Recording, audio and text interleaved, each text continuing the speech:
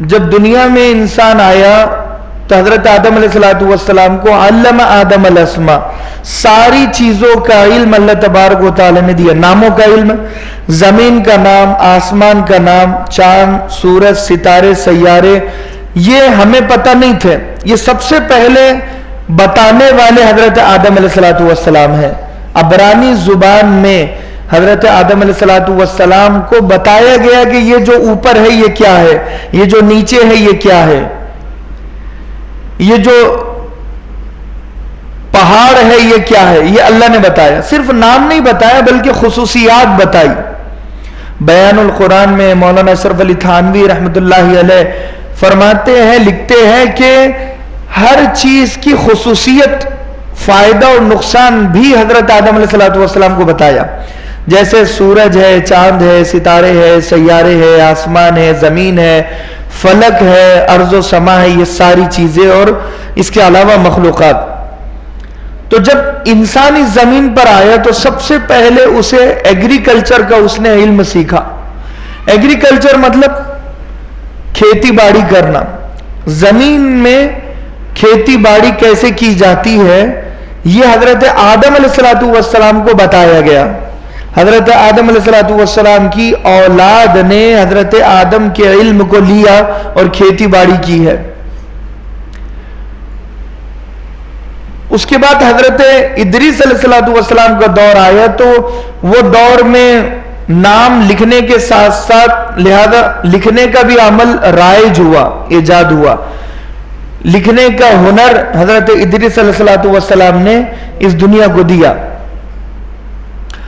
تو فرمایا کہ خلق الارض فی یومین وبارک فیہا اربعۃ. اللہ فرما رہا ہے کہ ہم نے زمین کو 2 دن میں بنایا مگر اس میں 4 دن لگے برکتیں رکھنے میں. برکتیں کون کون سی؟ زمین کے اندر اللہ نے معدنیات کو چھپا کر رکھا. پیتل، تانبا، سونا، چاندی، دھاتوں کو زمین میں چھپایا.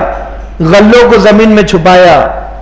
اناج، غلہ و غذا یہ اس کو زمین میں چھپایا. خزانوں کو زمین میں چھپایا.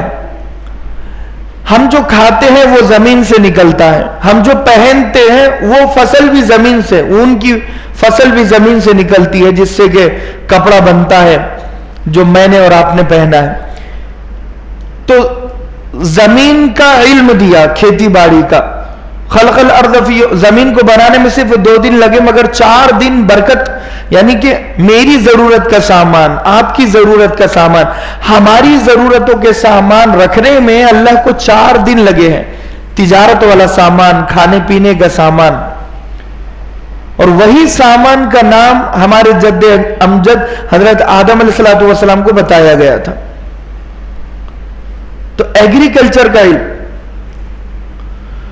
شروع میں انسان چھوٹی موٹی فصل اگانے لگا، پھل پھول اور میوے سادے سیدھے.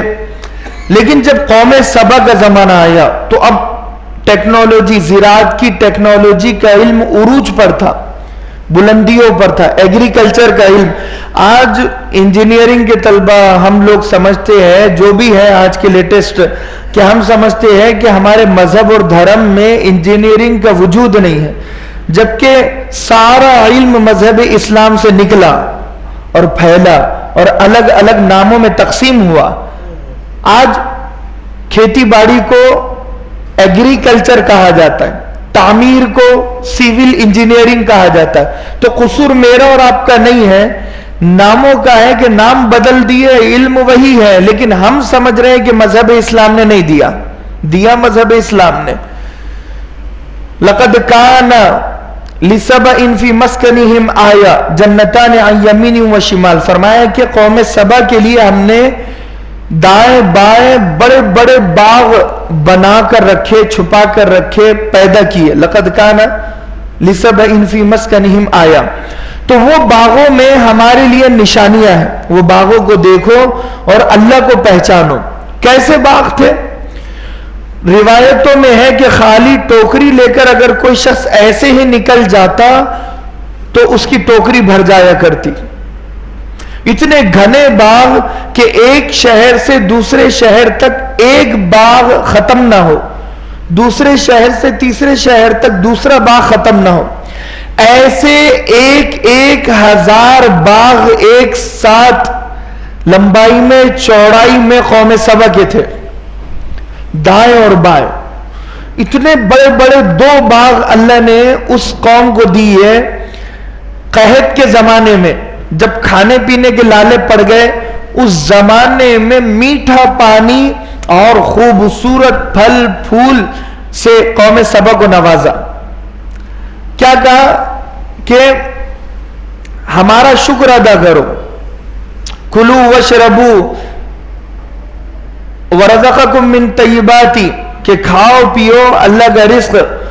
اور کیا کہا ورب غفور، کہ تمہارا جو پروردگار ہے وہ بخشنے والا ہے اور مہربان ہے. تو کیا کہا تھا کہ خالی اللہ کا شکر ادا کرو، لیکن غرور اور تکبر میں قوم سبا پڑی. کیونکہ پیسہ بہت بری چیز ہوتی ہے، دولت. انسان دولت کے سامنے رشتوں کو، نعتوں کو، مذہب کو کچھ بھی نہیں سمجھتا ہے. آج کے زمانے کا یہ ماحول ہے. تو قوم سبا انانیت کا، غرور کا، تکبر کا شکار ہو گئی، اور غرور میں، گھمنڈ میں اللہ تبارک و تعالیٰ سے کہا کہ اے اللہ ہمارے باغوں کو سکھا دے. خود دعا کرنے لگی کہ ہمارے باغوں کو سکھا دیں. اللہ تبارک و تعالیٰ نے دعا ربنا باعد بین اسفارینا، کیا کہا تھا کہ ہمارے پروردگار ہم سفر کرتے ہیں تو صرف ہمیں ہمارے باغ نظر آتے ہیں، ہمیں ہمارے باغ کے علاوہ بھی منظر دیکھنا ہے.